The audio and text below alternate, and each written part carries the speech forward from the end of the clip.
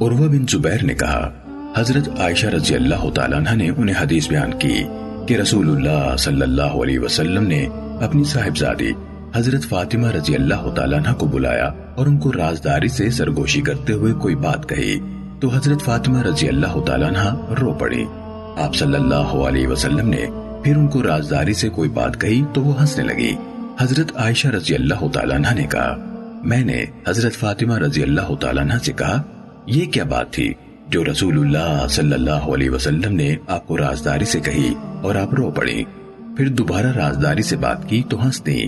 حضرت فاطمہ رضی اللہ تعالیٰ عنہ نے کہا آپ صلی اللہ علیہ وسلم نے میرے کان میں بات کی اور اپنی موت کی خبر دی تو میں رو پڑی۔